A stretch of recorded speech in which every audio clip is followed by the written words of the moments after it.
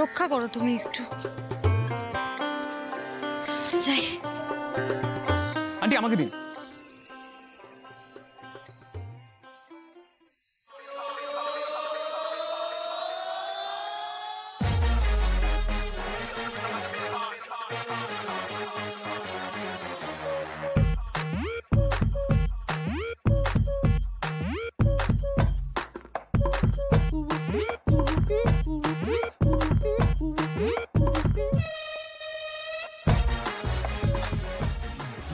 না মানে আমি নিয়ে যাচ্ছি। এই না না, তুমি কেন ব্যাগ নিয়ে যাবে? তাতে কি হয়েছে আন্টি? আমি তো আপনার ছেলের মতন। ছেলের মতন? ছেলে তো নয়।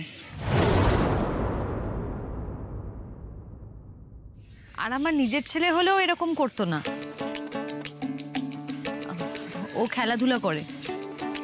তুমি খেলাধুলা করো না? না আসলে আমি মেনলি পড়াশোনা নিয়ে ব্যস্ত থাকি। তাহলেই বোঝো, তুমি বই ফেলে আমার ব্যাগ বইতে চলে এসেছো। আমার ব্যাগে তো সোনা দানা কিছুই নেই, আছে এই মশলাপাতি।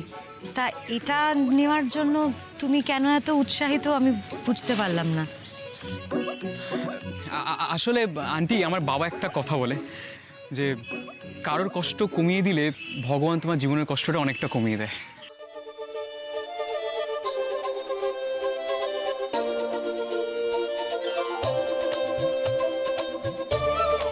এইবার মনে হচ্ছে ইমপ্রেস হয়েছে।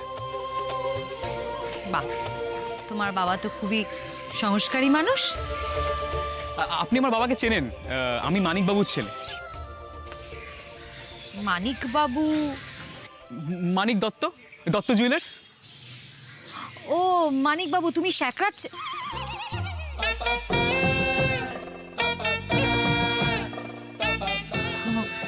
সরি, আমার মুখ ফসকে বেরিয়ে গেছে। তুমি কিছু মনে করো না কিন্তু? না না না, আমি কিছু মনে করিনি।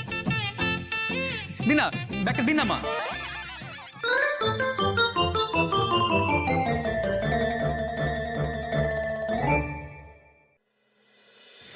মা বললে?